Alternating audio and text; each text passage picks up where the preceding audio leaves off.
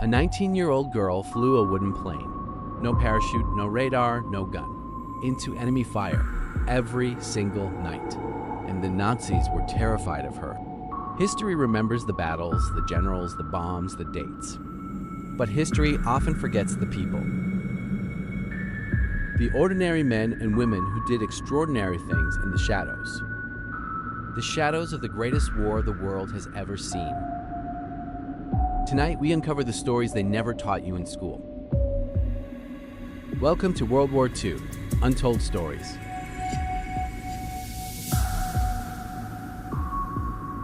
It is 1942, the Eastern Front, Soviet Russia.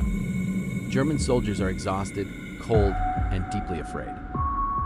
Not of tanks, not of artillery, but of something they cannot explain. Every night, just before dawn, they hear a strange sound.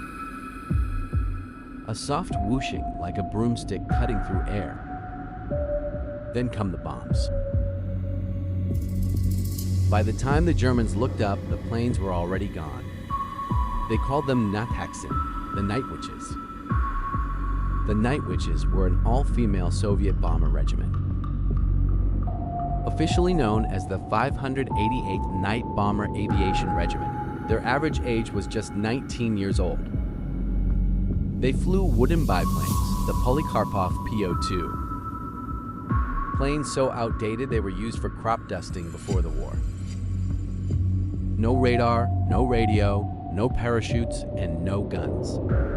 They would cut their engines near the target and glide silently through darkness, dropping bombs by hand, then restarting and disappearing into the night sky. Any German pilot who shot one down was immediately awarded the Iron Cross, Germany's highest military honor. Over the course of the war, the Night Witches flew more than 23,000 combat missions.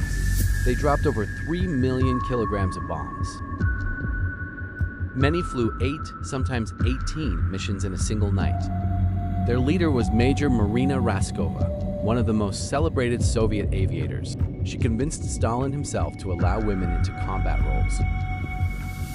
The Night Witches received more Hero of the Soviet Union medals per capita than any unit. And yet for decades, their story was almost completely unknown in the West.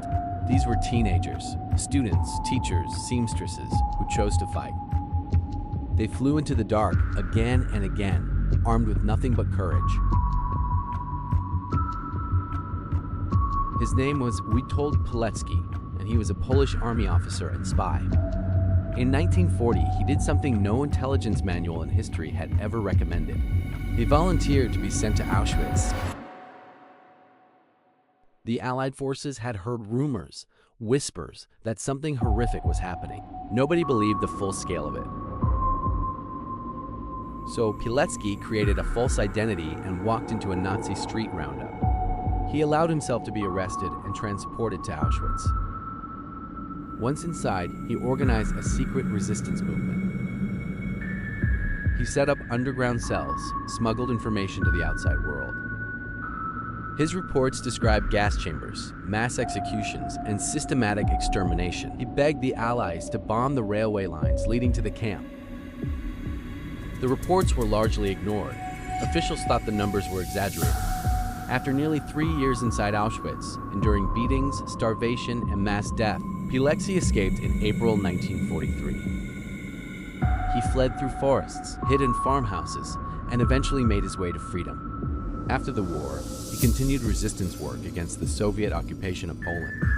He was captured by communist secret police in 1947.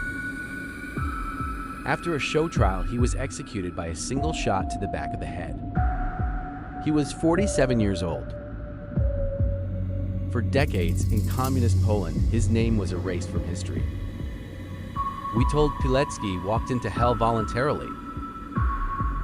He documented the greatest crime in human history. And the world was not ready to listen.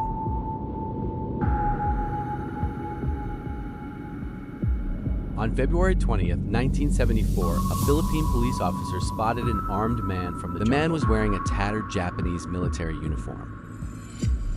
He was carrying a rifle, a sword, and live ammunition. And he had no idea that World War II had ended 29 years ago. His name was Hiro Onoda. Onoda had been deployed to Lubang Island in the Philippines in December 1944. His orders: hold the island at all costs, do not surrender. When Japan surrendered in August 1945, Onoda never received the news. He believed the leaflets announcing the end of the war were Allied propaganda. He retreated deeper into the jungle with 3 other soldiers. One by one, his comrades surrendered or were killed. By the 1970s, Onoda was alone. For nearly 3 decades, he conducted guerrilla operations and continued his one-man war. The Philippine and Japanese governments tried everything: leaflets, radio messages. They even brought his elderly family members to the island to call out to him. He did not come out. Onoda said he would only stop fighting if ordered by his commanding officer. The Japanese government tracked down his former commander, Major Taniguchi. Taniguchi flew to the Philippines and personally relieved Onoda of his duty. On March 9, 1974, Haruo Onoda walked out of the jungle. He was 52 years old. He handed over his rifle, his sword, and nearly 500 rounds of ammunition, all still functional. Hiro Onoda was not a villain. He was not delusional. He was a man so committed to his duty that the world had to come find him and tell him it was over.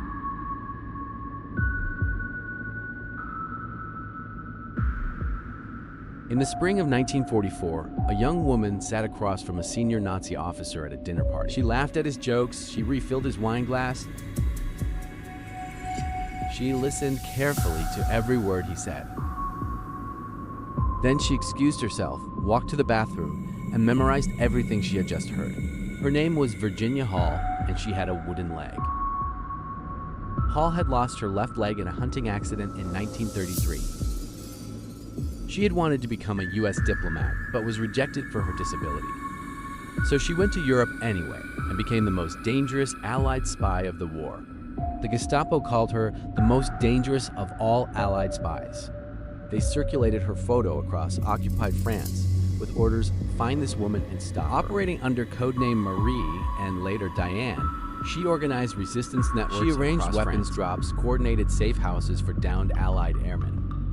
When the Gestapo closed in on her in 1942, she escaped over the Pyrenees Mountains in winter on her wooden leg. She reportedly joked to her London handlers, "Cuthbert is being tiresome." Cuthbert was her nickname for her prosthetic limb. She returned to France before D-Day, disguised as a 60-year-old milkmaid, with dyed gray hair and a limp exaggerated to hide her prosthetic. She organized guerrilla fighters, blew up bridges, and helped liberate entire regions of France before Allied troops even arrived. Virginia Hall was awarded the Distinguished Service Cross, the only civilian woman to receive it. President Truman offered a public ceremony. She declined to protect her cover. Too disabled, they said. Too female, they said. She went anyway, and she changed the course of the war. On July 20th, 1944, a briefcase was placed under a conference table at Hitler's Inside the briefcase was a bomb. The man who placed it there was Colonel Klaus von Stauffenberg, a German army officer and decorated war hero who believed Hitler was destroying Germany. Operation Valkyrie was not the work of foreign spies or enemy agents. It was an inside job, organized by German military officers who wanted Hitler dead. Stauffenberg had lost his right hand, 2 fingers on his left hand, and his left eye. He set the bomb's timer with 3 fingers. He placed the briefcase under the table, excused himself, and waited outside. At 12:42 p.m., the bomb exploded. The blast killed 4 people and wounded many more. But Hitler survived. Someone had moved the briefcase to the other side of a heavy table leg. That small movement deflected the blast just enough to save Hitler's life. When news reached Berlin that Hitler was alive, The coup collapsed within hours. Stauffenberg and 3 other conspirators were shot in the courtyard that same night. Over the following months, the Gestapo arrested nearly 7,000 people connected to the plot. Around 4,980 of them were executed. What makes this story remarkable is not the failure. It is the attempt. German officers, loyal to their country, but not to their dictator, risked everything to stop a man they believed was a monster. They failed, but they proved that not everyone in the Nazi machine was a true believer. Some knew what was happening, and some tried to stop it. In 1942, the Nazis began a campaign of ethnic cleansing in the Polish city of Zamość. They drove Polish families from their homes and replaced them with German settlers. Tens of thousands of children were torn from their parents. Some were kidnapped and given to German families to be raised as Germans. Others were sent to camps, many were left to die in the cold. But the Polish underground organized a secret network to rescue the children. And the most remarkable part? Some of those children rescued themselves. There were documented cases of children as young as 8 and 9 escaping alone. They walked through forests, hid in haystacks, begged food from strangers. They navigated across hostile, occupied territory and found their way back to safety.